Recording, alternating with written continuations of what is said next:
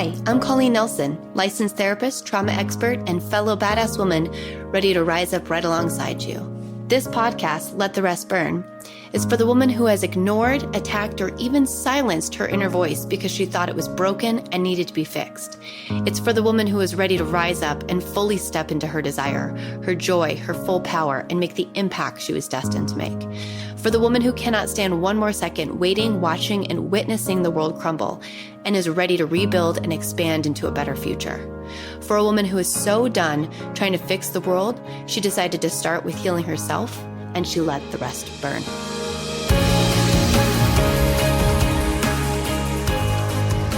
Hey guys, welcome back to Let the Rest Burn. So I'm coming at you from my bed, cozied up here, got my kitty by my feet. Kids are sleeping upstairs. And it's been quite the dual weekend. And I wanted to share something. And this is a piece that I think is going to be more common in not only my world, but also my clients in your world. And something that we have to ask ourselves, something we have to explore as we let it burn and we begin to rebuild. This question is going to emerge for all of us. Just because it's available doesn't make it right. This is a statement that came to me quite a few times this weekend, and it dropped into my mind after a very lovely date that just wasn't right. And it was so clear to me that when you begin to rebuild the structure within you, when you begin to do the work, you actually start to attract people into your reality that are very good people.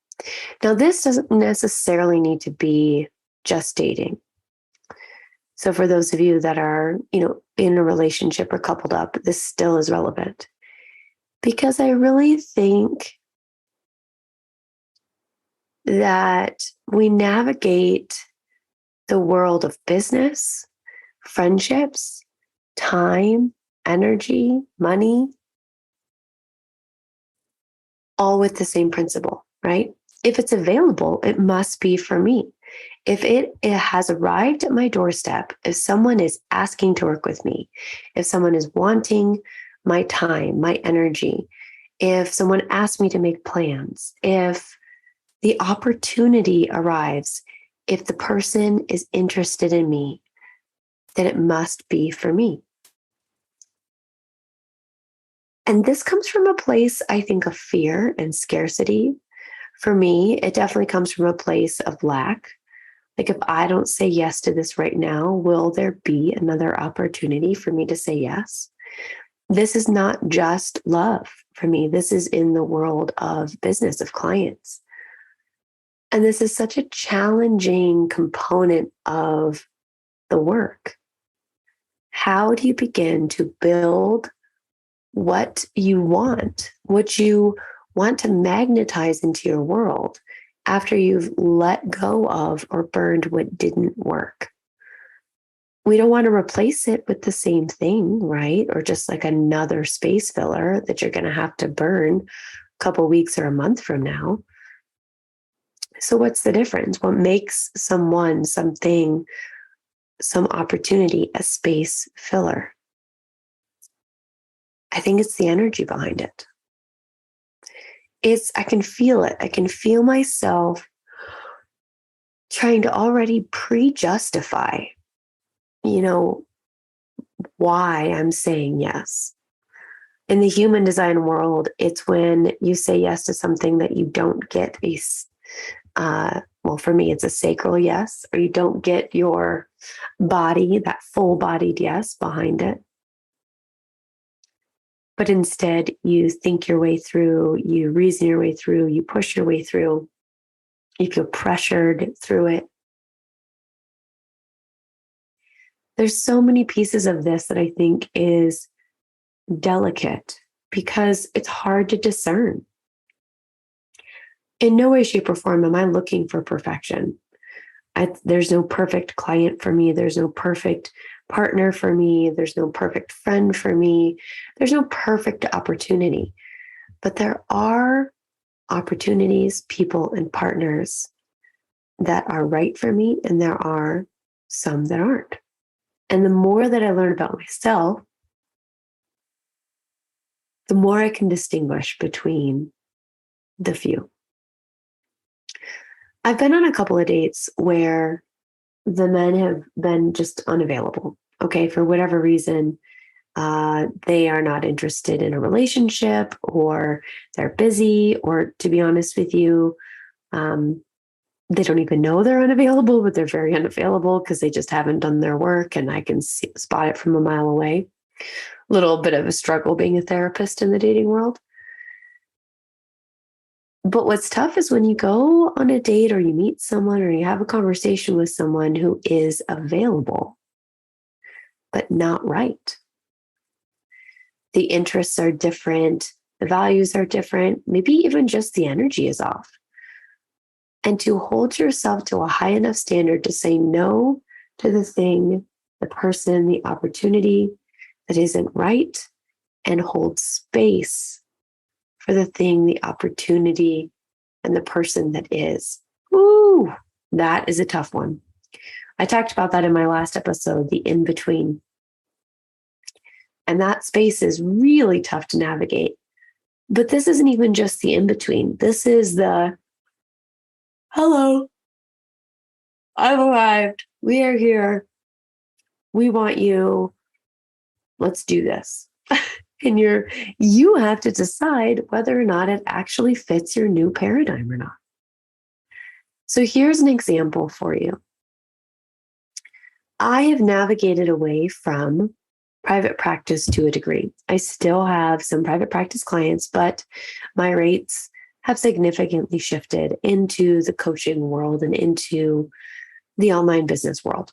To get into my circle and connect with me one-on-one is a higher ticket price, and is just much more exclusive. I only work with a few people at a time because I put all of my time and energy into each and every single client. And this didn't used to be the case, right? I used to say yes to most clients coming into my world because I wanted the experience. I knew I could help them. And honestly, I wanted to build my business.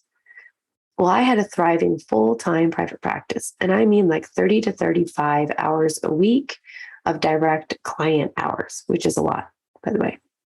Obviously, that doesn't count paperwork or prep time or anything like that. So it was like 50 to 60 hours of work a week. And getting paid hourly is tough because, sometimes there's a lot more effort that goes into that hour than the rate that you're being paid. And especially a good therapist who's going to do their homework and prepare and think about the client outside of that 1 hour. It's challenging, right? It's challenging, and it leads to burnout quite a bit in this field. So I shifted into packages where people opt into my world for 3 months, 6 months, 1 year, and we do the work alongside one another. They get workshops, they get master classes, they get intensives, they get retreats, they get therapy, they get all of it, but it's more comprehensive. I have to say no to a lot of people. I do. And it's not always because the client isn't the right fit. It does happen, but it's more that they're not in a position to invest in me, or they're not ready to make that kind of commitment to themselves. And so I have to say no to lowering my rate, to providing a different option, to going back to hourly, to doing just one session. I have to say no to that in order to hold space and hold my integrity and hold what I best align with. And I can tell you right now, it is the hardest thing in the world. Just because it's available doesn't make it right. I know I can help these clients. I most oftentimes really honestly do want to, but it just doesn't fit into the world that I've created anymore, into my balance that works for me as a single mom and works for me as a entrepreneur and a therapist online. It doesn't work. So I have to say no. Or they say no once I share my pricing structure, my packages. People who are not interested in that kind of commitment usually opt out themselves. And that's scary and hard because I know I could shift and I could negotiate. I'm going to make all sorts of accommodations to try and make it work. And let's be clear, I do scholarships, sliding scale, and pro bono. That is something that I'm very passionate about. But it's few and far between, and it's usually clients who have already invested time and energy and money into me. So this is a great example in the business world how this shows up. You have raised your standards. You have elevated yourself into a new arena in whatever way, shape, or form that is. And then someone comes up and asks you for a service you used to do or a job you used to do. And there's a part of you that knows you could do it and do it well. But saying no would mean you are, well, one, letting someone down, if you will. I'm going to put that in quotations, but you are telling someone no. And secondly, you are potentially losing a client or an opportunity. That's intimidating and scary. And it's the edge of growth. So I want you all to hear me when I say this. The edge of growth is where things start to shift. As you start to say no to lowering your standards and settling for scraps, the people that need to show up in your world begin to. The ones that actually ask you to raise your vibration level to meet theirs, they're showing up. Because by saying no, you're providing the opportunity to say yes to something even more expansive, something even bigger for yourself.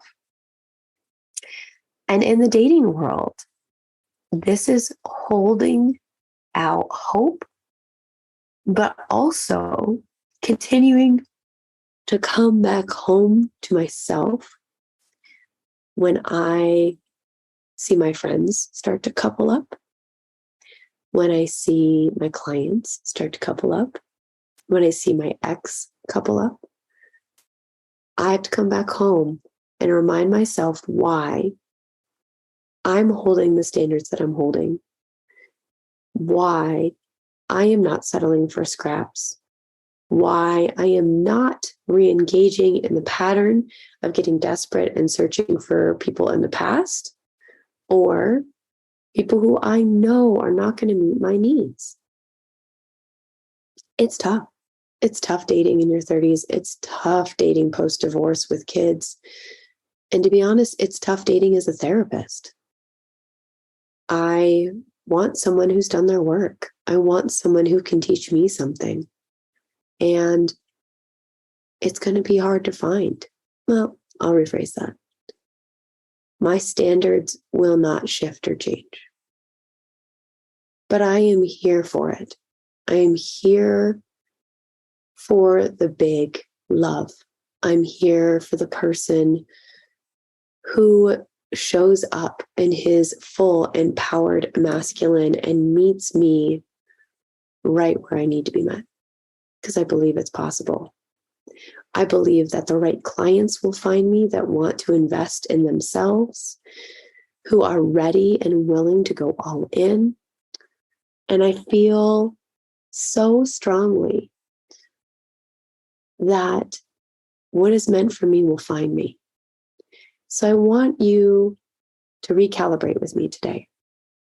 If you have found yourself settling for scraps, if you have found yourself space filling, if you have found yourself saying yes to things that are available just to be available, I want you to take a big deep breath and recalibrate. Let's do this together. Let's keep those standards elevated. Let's keep this new paradigm going. We didn't burn it all down for no reason. I see you. I'm here with you. You aren't alone. Let's do this together.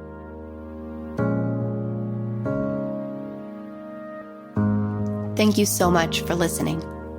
I appreciate every single second that you chose to set aside for you and the impact that you're going to have on the world today. To be inspired, to be seen, and to hold space starts with the very actions we take with ourselves. Look at the show notes for more information. Like and subscribe, and share with friends if you feel inspired to. And as always, let the rest burn.